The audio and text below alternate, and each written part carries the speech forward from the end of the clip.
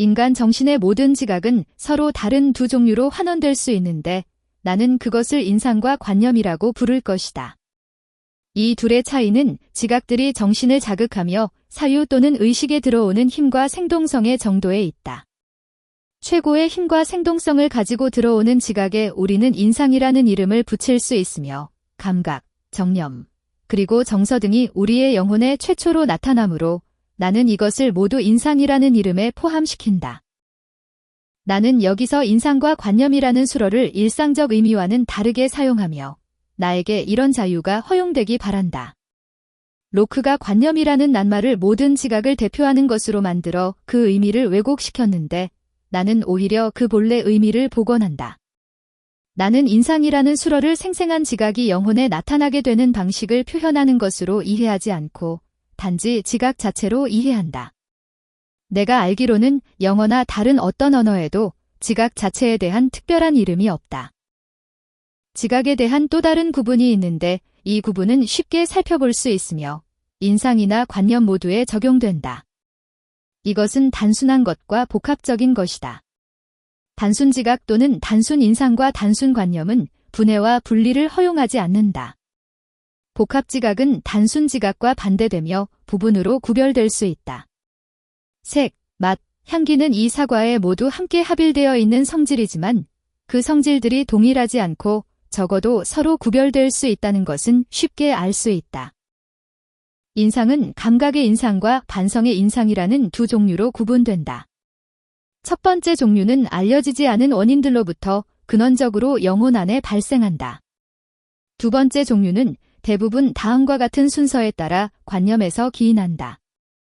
인상은 처음에 감각을 자극하고 우리가 뜨거움, 차가움, 갈증, 배고픔, 어떤 종류의 기쁨, 고통 또는 다른 것을 지각하도록 한다. 정신은 이 인상을 모사하는데 이러한 인상의 모사는 인상이 소멸된 뒤에도 남아있으며 우리는 이것을 관념이라고 부른다.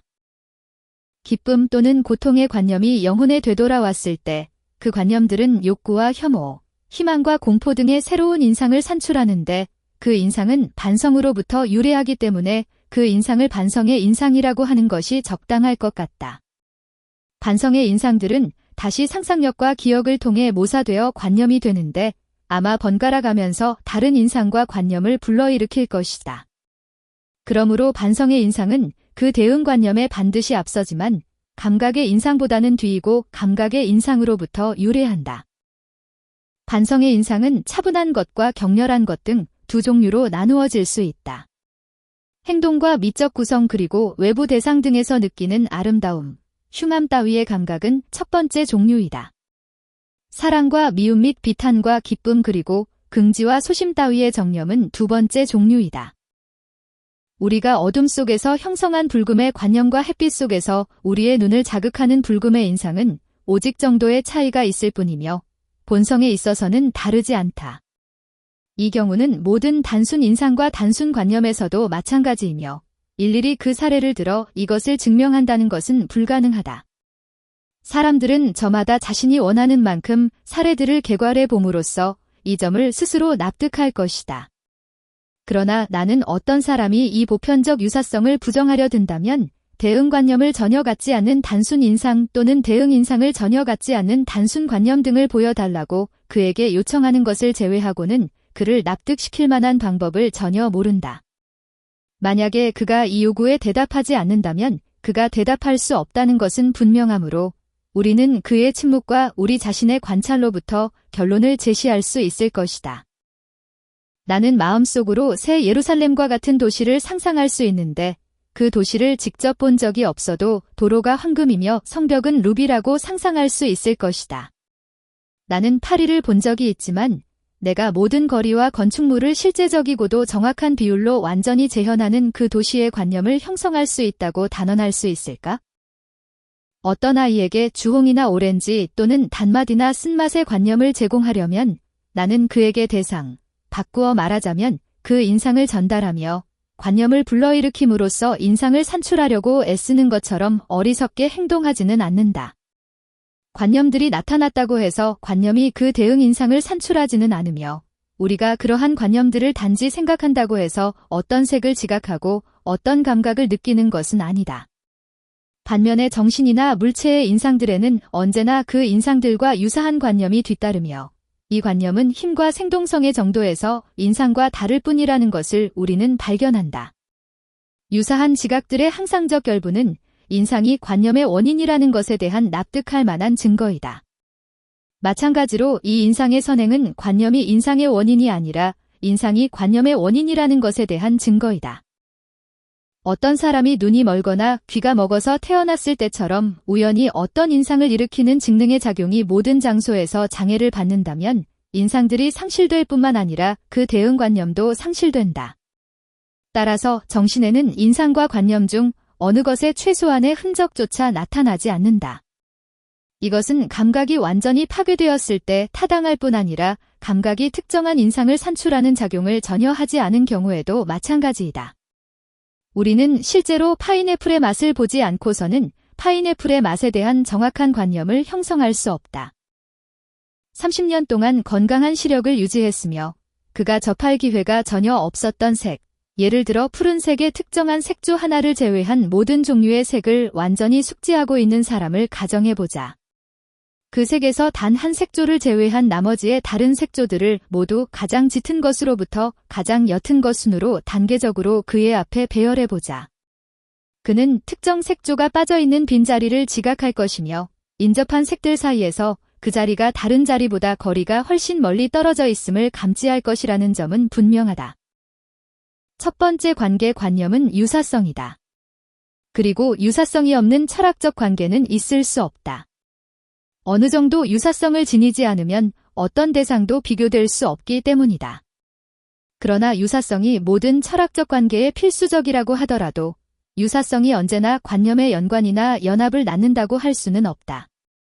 어떤 성질이 아주 일반적으로 되어 대부분의 개별자들에게 공통적일 때 그 성질은 정신을 그 개별자들 중에 어떤 것으로 직접 안내하는 것이 아니라 지나치게 큰 선택 범위를 한꺼번에 제시함으로써 상상력이 하나의 대상에 몰두하는 것을 방해한다. 동일성은 관계의 두 번째 종류로 평가될 수 있을 것이다. 다음에 그 위상을 알게 될 인격의 동일성의 본성과 기초에 관한 검토를 제외하고 여기서 나는 이 관계를 가장 엄밀한 의미에서 항상적이고 불변적인 대상에 적용되는 것으로 간주한다. 이것은 어느 정도 지속적으로 존재하는 모든 것의 공통적인 관계이므로 모든 관계들 가운데 가장 보편적인 것이 동일성이라는 관계이다. 동일성 다음으로 가장 보편적이며 포괄적인 관계는 시간과 공간의 관계이다. 이 관계는 멀다, 가깝다, 위, 아래, 앞, 뒤 등과 같이 무수한 비교의 원천이다. 양이나 수를 허용하는 대상들은 모두 바로 그 양이나 수에서 비교될 수 있는데 이것이 관계의 또 다른 풍부한 원천이다. 어떤 두 대상들이 동일한 성질을 공통적으로 소유할 때 그 대상들이 소유한 성질의 정도들이 다섯 번째 종류의 관계를 형성한다. 따라서 무거운 두 대상들 가운데 하나가 다른 것보다 더 무거울 수도 있고 덜 무거울 수도 있다. 동일한 종류의 두 색은 서로 다른 색조들일 수 있으며 이러한 측면에서 그 색들은 비교의 여지가 있다. 반대의 관계는 얼핏 보기에 어느 정도 유사성이 없으면 어떤 종류의 관계도 존속될 수 없다는 규칙의 예외처럼 보일 수 있을 것이다. 그러나 다음과 같은 경우를 생각해보자. 존재와 비존재의 관념을 제외하면 두 관념이 그 자체에서 반대인 것은 결코 없다. 비존재의 관념은 그 대상이 존재하지 않는다고 가정되는 모든 시간과 장소에서 대상을 배제하지만 존재와 비존재의 관념은 모두 그 대상에 관한 하나의 관념을 함축함으로 분명히 유사하다. 물이나 불, 뜨거움과 차가움 등과 같은 다른 대상들은 모두 경험을 근거로 하여 그 대상들의 원인이나 결과의 상반성에서 나타날 뿐이다. 원인과 결과의 관계는 자연적 관계인 동시에 일곱 번째 종류의 철학적 관계이다. 실체의 관념은 단순 관념들의 집합일 뿐이다. 이 단순 관념들의 집합은 상상력에 의해 합일되며 그 관념들에게 부여된 어떤 하나의 이름을 갖는데 우리는 이 이름으로 그 집합을 상기하거나 다른 사람에게 상기시킬 수 있다. 그러나 실체를 형성하는 개별적 성질들은 일상적으로 그 성질들이 본래 내재하는 것으로 가정되는 알려지지 않은 어떤 것과 관련되거나 또는 이러한 허구가 발생하지 않는다고 하더라도 적어도 인접과 인과의 관계를 통해 그 성질들이 밀접하고 불가분적으로 연관되어 있다고 가정된다는 것에 이 관념들의 차이가 있다. 그 결과로 우리가 나머지 성질들과 동일한 연관을 갖는 것으로 발견한 새로운 단순 성질이 비록 실체를 최초로 표상하는 것과 무관하다고 하더라도 우리는 나머지 성질들 가운데서 그 새로운 단순 성질을 곧장 파악한다. 양태를 형성하는 단순 관념이 재현하는 성질들은 인접이나 인과에 의해 합일되지 않았지만 상이한 대상들에게 분산되어 있는 것들이다. 또는 그 단순 관념들이 모두 함께 합일되어 있다면 합이라는 원리는 복합관념의 기초로 간주되지 않는다. 춤의 관념은 첫째 종류의 양태의 사례이며 미의 관념은 둘째 종류의 양태의 사례이다. 그 양태를 식별해주는 이름을 바꾸지 않으면 그와 같은 복합관념들이 왜 새로운 어떤 관념을 받아들일 수 없는지 그 이유는 명백하다. 우리는 어떤 인상이 정신에 현전했을 때 그 인상이 다시 관념으로 정신에 현상하는 것을 경험적으로 발견한다. 그리고 여기서 그 인상은 다음과 같이 서로 다른 두 가지 방식에 따라 나타날 것이다. 첫째, 그 인상이 새로 현상함에 있어서 인상이 그것 최초의 생동성을 상당한 정도로 유지한다면 그것은 인상과 관념 사이의 어떤 중간자이다. 둘째, 그 인상이 그 생동성을 완전히 상실했을 때 그것은 완전 관념이다. 우리가 인상을 첫째 방식으로 반복하는 직능을 기억이라고 하며 둘째 방식으로 반복하는 직능을 상상력이라고 한다. 기억의 관념이 상상력의 관념보다 훨씬 생기 있고 강력하며 기억이라는 직능은 상상력이 받아들인 어떤 것보다 훨씬 뚜렷한 색으로 대상을 그려낸다는 것은 첫눈에도 명백하다. 우리가 어떤 과거의 사간을 회상할 때 그 사건의 관념은 힘찬 방식으로 정신 안에서 흐른다. 반면에 상상력에서 지각들은 희미하고 생생하지 못하여 상당한 시간 동안 변하지 않고 한결같이 유지되기 어렵다. 그렇다면 한 종류의 관념과 다른 종류의 관념들 사이에 감지할 수 있는 차이가 바로 여기에 있다고 볼 수 있다. 상상력은 기억이 우리에게 제공할 수 있는 것과 동일한 대상을 표상할 수 있으므로 또 상상력과 기억이라는 직능은 오직 자신들이 제시하는 관념들의 서로 다른 느낌으로 구별될 수 있으므로 이 느낌의 본성이 무엇인지 고찰하는 것이 타당할 듯하다. 그리고 여기서 나는 사람들마다 기억의 관념들이 공상의 관념들보다 더 강력하고 생생하다고 하는 나의 말에 기꺼이 동의하리라 믿는다. 기억은 그 대상이 현존했던 본래 형태를 유지하며 우리가 무엇을 상기함에 있어서 그 대상을 벗어나게 되는 것은 모두 기억이라는 직능의 결함 또는 불완전함에서 기인한다. 아마 역사가는 보다 편리하게 해설하기 위해서 실제로는 뒤에 발생한 사건을 어떤 사건 앞에 관련시켜 설명할 수 있을 것이다. 그러나 그가 정확한 사람이라면 그는 바로 이 혼동을 알아채고 그 관념을 다시 제자리로 돌려놓을 것이다. 우리가 이미 숙지하고 있는 장소나 인물을 상기할 때에도 마찬가지이다. 기억의 주된 일은 단순 관념들을 보존하는 것이 아니라 단순 관념들의 질서와 위치를 보존하는 것이다. 상상력은 매우 자유로운 관념이다. 상상력은 자신의 관념을 바꾸고 변형시키는 직능을 가지고 있다. 시나 소설 그리고 우화들에서 자연은 전체적으로 혼동되어 있으며 날개 달린 말, 불을 뿜는 용, 괴물 같은 거인 등도 아무런 문제가 없다. 관념이 모두 인상으로부터 모사되며 서로 분리될 수 없는 것이 아니라 서로 완전히 분리될 수 있다면 이 자연의 혼동은 결코 이상하지 않다. 물론 이것은 관념을 단순한 것과 복합적인 것으로 구분한 명증적 결과이다. 상상력이 관념들 사이의 차이를 지각하는 모든 경우에 상상력은 그 관념들을 쉽게 분리할 수 있다. 철학적 관계는 유사, 동일, 시간과 장소의 관계들, 양이나 수에 있어서 비례, 어떤 성질의 정도, 반대, 인과 등 서로 다른 7가지 종류가 있다. 이 관계들은 우리가 연관지어 비교하는 관념들에 완전히 의존하는 관계와 그 관념들에게 어떤 변화가 없어도 변할 수 있는 관계 등 두 부분으로 나누어질 수 있다. 이 관계들 가운데 3가지는 첫눈에 발견할 수 있으며 논증보다는 직관의 영역에 포함시키는 것이 더 적합할 것이다. 어떤 대상들이 서로 유사할 때 그 유사성은 처음의 눈 또는 오히려 그보다 정신을 자극할 것이다. 그리고 이와 같은 유사성은 거의 더 이상 검토할 필요가 없다. 이것은 반대와 어떤 성질의 정도 등의 경우에도 마찬가지이다. 존재와 비존재가 서로 혼동될 수 없으며 완전히 양립할 수 없고 서로 반대라는 것을 단 한 번이라도 의심할 수 있는 사람은 아무도 없다. 그리고 색, 맛, 뜨거움, 차가움 등과 같은 성질의 정도들의 아주 작은 차이가 있을 때는 그 성질의 정도에 관하여 정확하게 결정할 수 없겠지만 그 정도의 차이가 상당할 때는 그 성질들 가운데 어떤 것이 다른 것보다 우세하다거나 열세라는 것을 결정하기 쉽다. 그리고 우리는 다른 어떤 탐구나 추론 없이도 늘 첫눈에 이런 결정을 내린다. 두 대상들 사이가 가깝다, 멀다 등과 같은 관계는 대상 자체 또는 그 대상의 관념들이 전혀 변하지 않고 대상의 장소만 바뀌어도 변하는데 그 장소는 정신이 예견할 수 없는 서로 다른 수많은 우연들에 의존한다. 이것은 동일 및 인과의 경우도 마찬가지이다. 두 대상들이 서로 완전히 닮았고 다른 시각에 같은 장소에 나타난다고 할지라도 그 대상들은 수적으로 다르다. 한 대상이 다른 대상을 산출하는 능력은 오직 그 대상들의 관념만 가지고는 결코 발견될 수 없으므로 원인과 결과는 우리가 추상적 추론이나 반성으로부터가 아니라 경험으로부터 알게 되는 관계라는 것은 명백하다.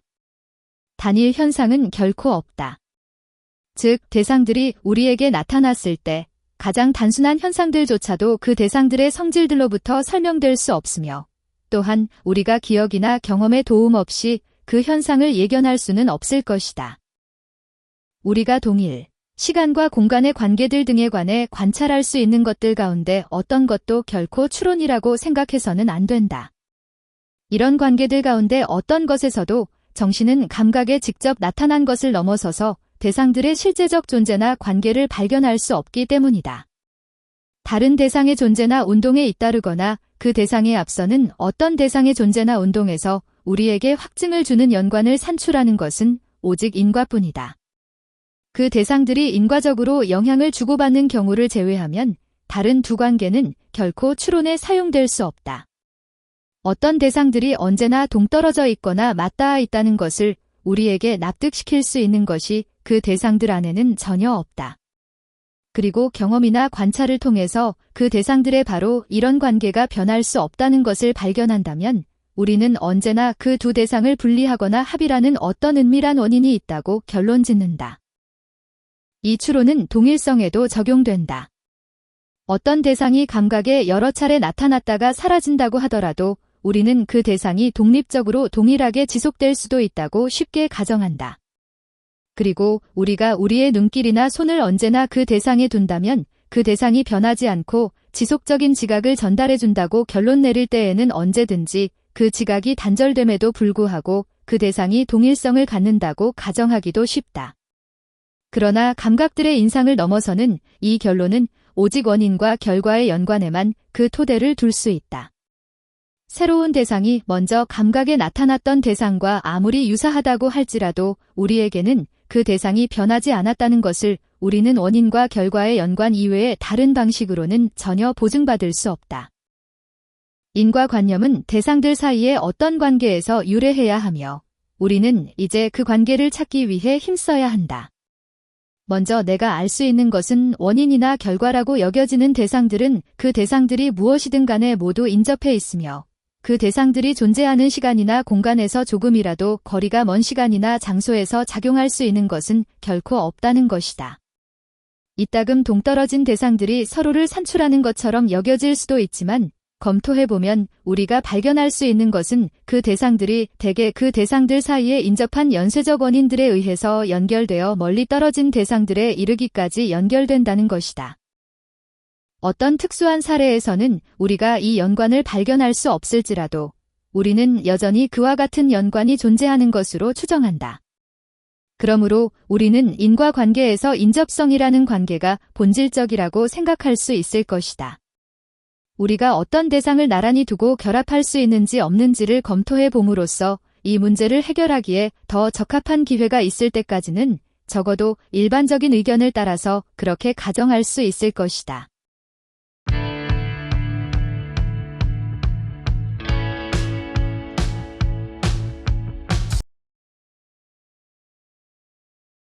수고하셨습니다. 반복 학습으로 학습 효과를 높이세요.